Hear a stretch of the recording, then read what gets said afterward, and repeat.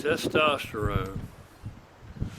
Getting the most out of the least. I don't know what I'm going to call this, but it doesn't make any difference if we're talking about your natural production, just you're a regular guy, you don't augment or supplement with testosterone or TRT or anything like that.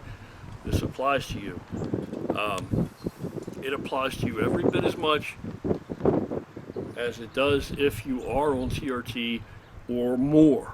Whatever you're taking, whatever you're doing in the way of testosterone, this applies to you equally across the board to everybody, because there are certain rules that are consistent across the board. So I think a lot of times people misunderstand,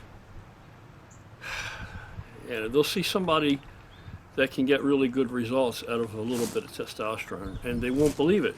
They swear that it's got to be a lie, there's no way.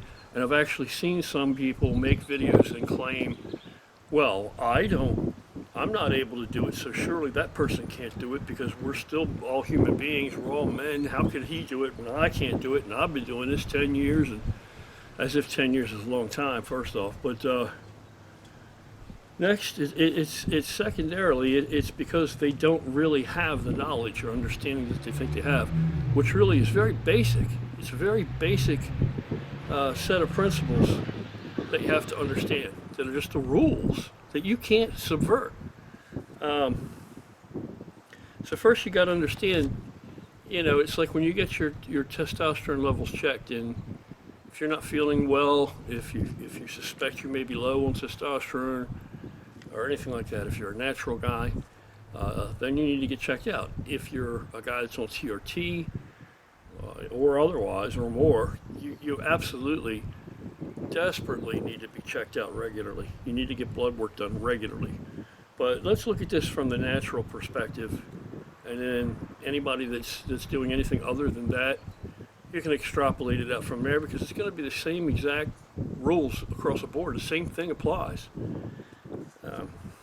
Okay, when you get testosterone, when you get your levels checked, they're going to come up with a couple different numbers. One's going to be total testosterone. Now, total testosterone doesn't matter as much as free testosterone. How much is free? How much is free and how much is bound? And bound is going to be, the majority of your testosterone is attached to proteins. That's how it makes its way through the bloodstream for transportation, and there are basically two major proteins that could be attached to, and that's albumin, right, and sex hormone binding globulin. Sex hormone binding globulin, SHBG. This probably isn't news to most people, but what might be news is so much of your test is other than free that probably only 2 to 3%. In a normal man, only 2 to 3% of your testosterone is free, and free is the testosterone that's readily available in your bloodstream at the cellular level, ready to be utilized, there for you to utilize. Anything that's bound is not available to you. This is part of why a lot of men go and they get tested, and the medical provider, doctor, or what have you will say, oh, well, you're within the normal range. Okay, well, a whole nother set of problems is just that the normal range continues to decrease. I made a video several years back about Quest Laboratories, the biggest laboratory facility in the country, in the United States, that they had released a statement, just as a let it be known type of thing, that they were lowering what was considered normal range testosterone levels in men, because they normalize illness. If everybody's low, then that's what's normal. So they had lowered it at the time to, I think, 3.25, or just over 300. And we're talking total here. Well, it's been lowered again. It's been lowered again by Quest. I don't know exactly when it occurred, but between then and now, it's been lowered once again. Now it's all the way down to, let me get the number, make sure I'm not off here.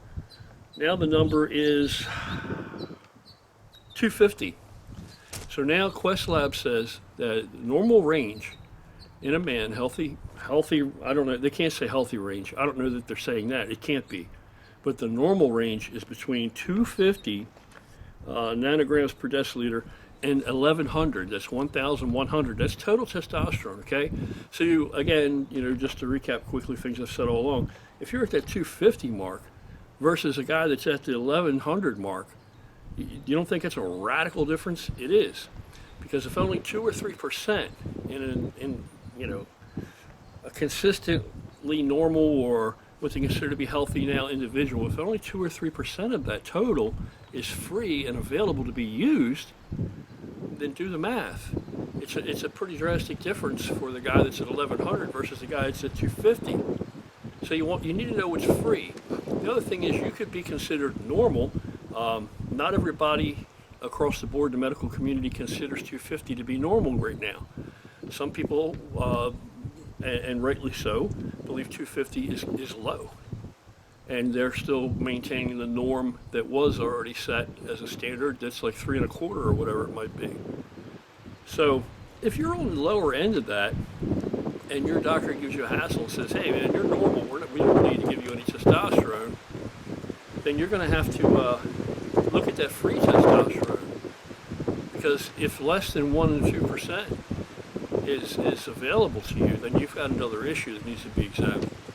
You've got another issue that needs to be examined. You can't afford to have to be what's considered low as far as free testosterone when your total is already relatively low or low on the range of even what they're trying to pass off as normal. You understand where I'm going or what I'm saying about this? So what really matters is how much of it is free. How much of it is actually available. You could have a lower number than the guy sitting next to you, total, and he may have an issue where he's extremely low on how much is free. And maybe you have 3% free. Shit, maybe through some, I don't know, miracle, just serendipitous, healthy fucking means you end up that you're like 4% is free. So now you see, if you do the math, you can see that you could be significantly lower than that guy in total test and feel significantly better and actually be the same or higher than him as far as how much of it is free. So it doesn't matter how much is total without looking at how much is free. So what they consider, the medical community fairly commonly considers to be normal for a 19 to a 49-year-old is between 249 and 836 nanograms per deciliter. Yeah, so that's pretty, 249, that's even lower than Quest Labs that they consider normal there. And the 836 is lower than what Quest Labs considers normal in the high range. 50 plus, if you're over 50, they consider normal to be 193. Let me tell you something. If you're 50 years old and you're at 193, that doesn't cut it, man. That's because, okay, they're saying you could have been 49 and been at 249. Now you 1 year older, now you're at 193, and they still say, oh, you're still within the normal range for your age group. You don't think you're going to feel drastically worse just in the course of that year's difference? You're going to seriously feel different. Last year you were at 249, which is already dick in the dirt low, but you're used to that. Now all of a sudden you dropped all the way down to 193. They're still telling you you're still normal for your age. It's only a year's difference. You're going to feel drastically worse with that decrease, as if you didn't feel bad enough before. Now you're going to even feel worse, and they're still going to say, well, you're still within normal range. They consider the high normal at 50 plus to be 740 nanograms per deciliter total, and this is still total. So really knowing what you are total doesn't really tell you much of the story unless you compare it alongside of how much is free. 60 to 80% of that total is sex hormone binding globulin bound, is bound up by SHBG, and 20 to 40% of it is bound up by albumin. So free, you're only looking at 2 to 3% as being free and bioavailable.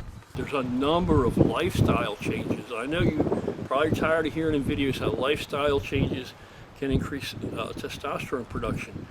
Well, it doesn't have to increase total test, though it does influence total test, and total test swings fairly wildly from 1 week to the next. If you are natural and if you have, not the healthiest lifestyle to support, good health, it can swing radically from week to week.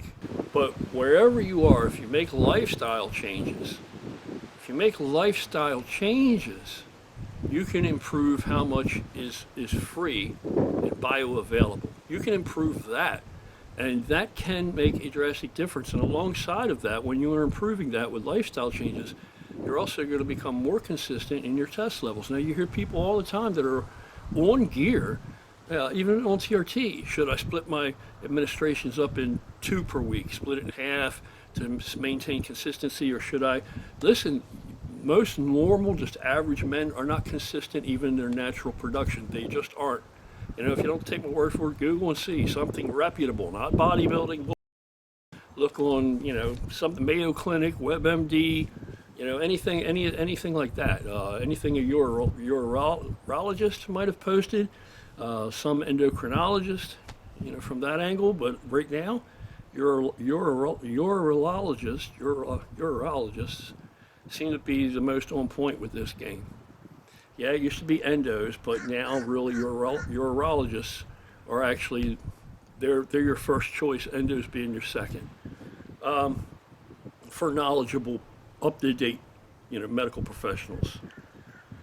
So I guess that's about it. Just lifestyle choices, diet, exercise in itself will stabilize your natural production of tests from week to week.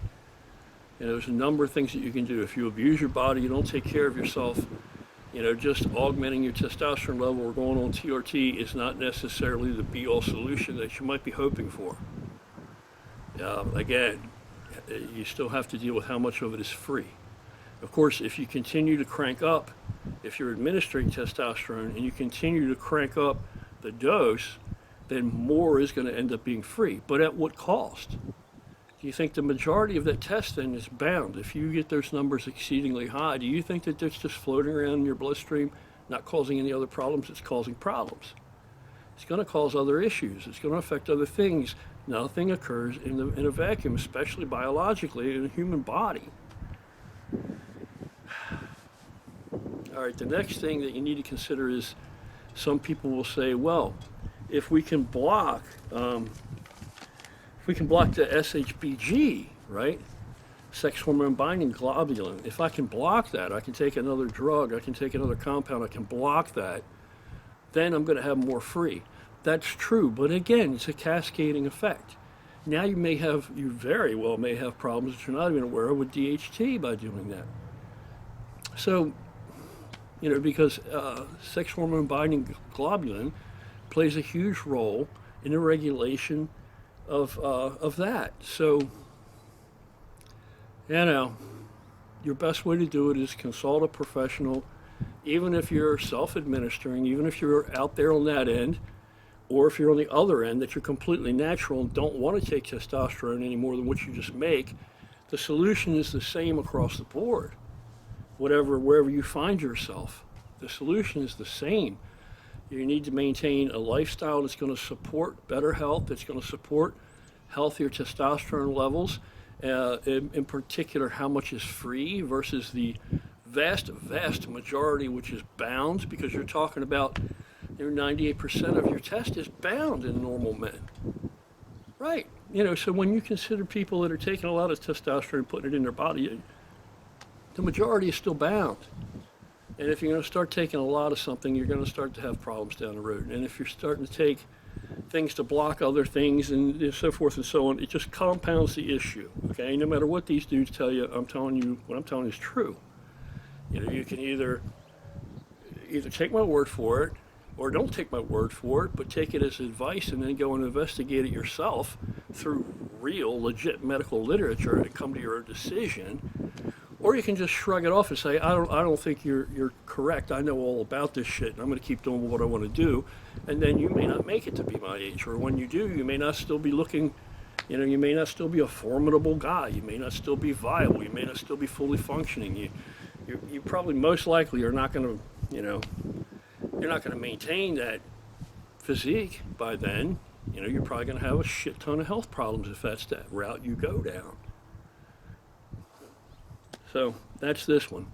That's this video. Of course, I'm going to have to play it back. If the wind is an issue, I may have to redo the whole damn thing.